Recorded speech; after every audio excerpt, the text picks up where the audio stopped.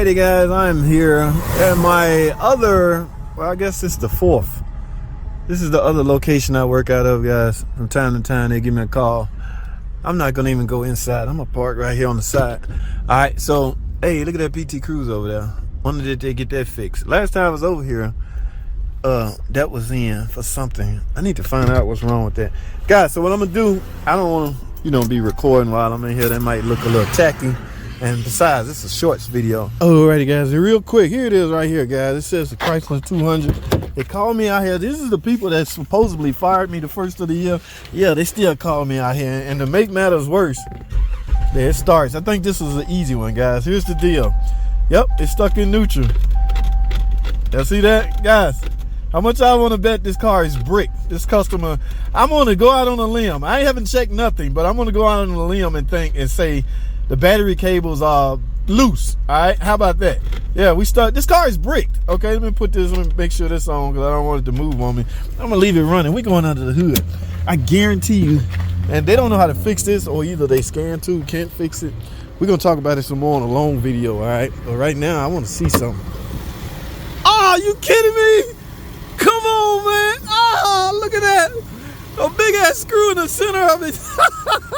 That ain't funny, JT. I gotta get this fixed, guys. Y'all stay tuned. Alrighty, guys. I'm back out here. I didn't mean to laugh on that last video. I just did a short video on this. Now I'm gonna do a long one. Okay. They called me out here because this car won't go into gear. Okay. They don't know what to do. Of course, y'all know I'm the king master tech of these Chrysler, Jeep, Dodge, Ram, anything. Okay. I'm a Mopar guy, basically. And what I'm gonna do is I gotta unbrick this. Okay. The term brick, what we're insinuating is a computer is knocked offline. In this case, the damn TCM is likely. This is a 948 TE, guys. Y'all see that? That transmission module is down there. Now, there's no problem with the module, so don't go replacing the module. We got to get this fixed, all right? Guys, let me explain this to you again. This is not a new car, but it's a newer car. You cannot treat your newer car like you did your old 78 Chevrolet Cutlass Supreme and all that stuff. Yeah, it don't work. There's too many electronics on this vehicle. There's too many modules depending on constant 12 volts and ground. Yeah, you cannot be arc. This is called an arc. Okay, loose connection like that, you can eventually brick it.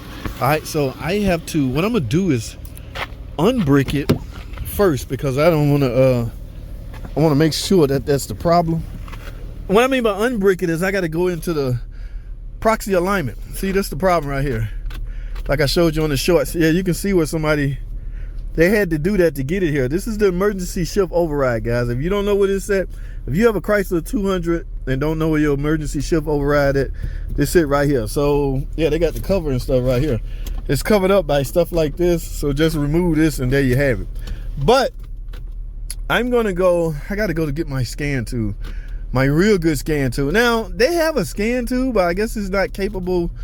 First of all, you got to find out what's wrong with it, guys. This is where the bulk of money come from in fixing cars. You got to hire a smart guy to figure out what the hell going on. Forget the actual repair. I know some of y'all going, I bet he's going to charge $200 just to remove that screw and fix that connection. You guys are clowns that think like that, okay? It took me years to gain this type of knowledge or to give a damn about my career choice to the point where I researched, I trained myself, I learned, I went to school, I invested in myself to learn how to work on cars. You're not just gonna call me out here and give me $20 for taking a screw out of your car and fixing your battery connection. No, you could do that your damn self. All right, that's why you call me. That's why shops call me, because they can't do it. And y'all get in the comment section talking about $200 just for that. Man, get the hell up out of here, all right? You got to pay for a mechanic's knowledge, okay? Yes, the job is no big deal at all, but the bigger job is finding out what it's going to take, what the job is going to be to fix it. All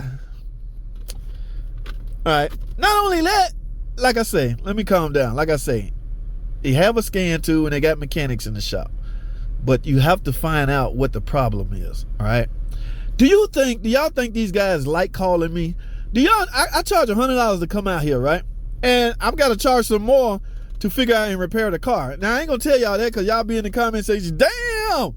Hey, man, it is what it is, okay? All they going to do, and this sounds insensitive because they're going to pass the bill on to the customer. Guys, that's not my problem, okay? I had to sneak away, or I left another job. I work out of 4 shops. I left for another job to come to your job and help you determine what a problem is.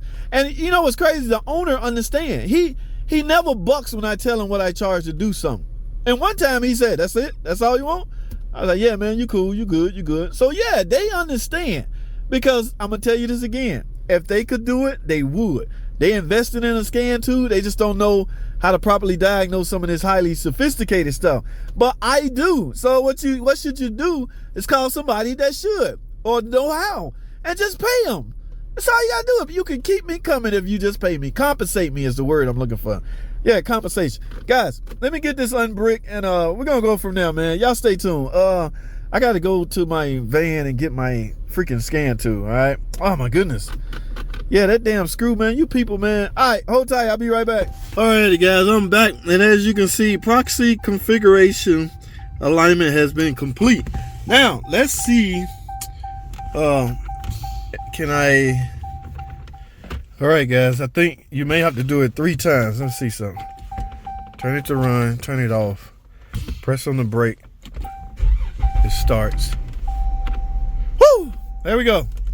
Now we gotta drive. All right, so now what I'm gonna do, guys, is drive this car in the shop and repair that damn connection at the battery. All right, I hope they got.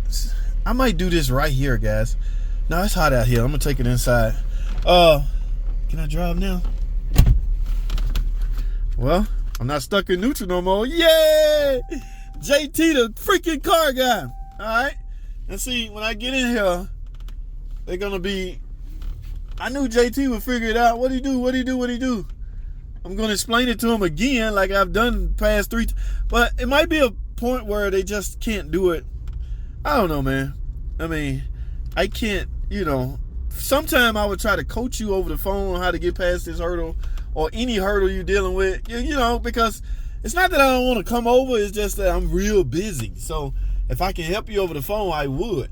If it get too technical, yeah, you're going to have to pay even that way. But the little stuff, we can talk about on the phone. I can tell you check pin 30 at the starter relay or some dumb stuff like that, and hoping you can comprehend what I'm saying and get it without me having to come out there. Because if I have to come out, I'm going to hit you hard. I mean, I'm going to hit you because I had to stop what I was doing.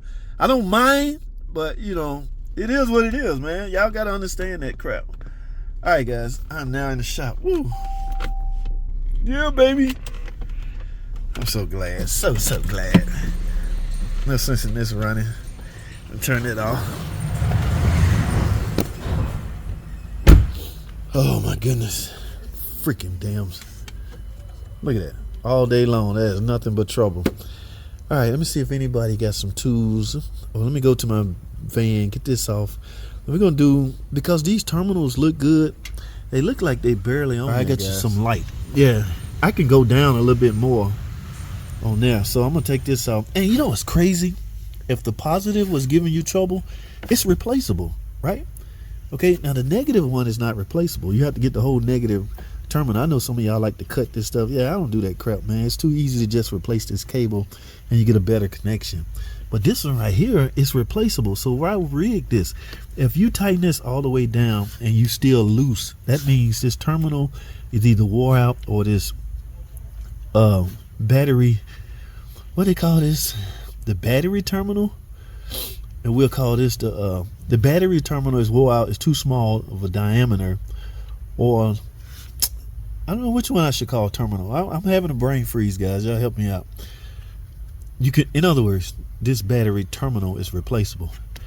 What the hell they call this? I just had a brain freeze. Anyway, but I might not have to do neither, simply because I might just need to make better connection. In other words, put the battery terminal all the way on the post. Is that what I'm trying to say? Yeah, the battery post. All right, so let me get rid of this. And I'm going to do both of these. I'm going to clean this up. I'm going to do a battery service. All right, I'm going to charge them what I'm going to charge them for coming out here, figuring this out and repairing this. And we're going to go from there, man. Y'all stay tuned.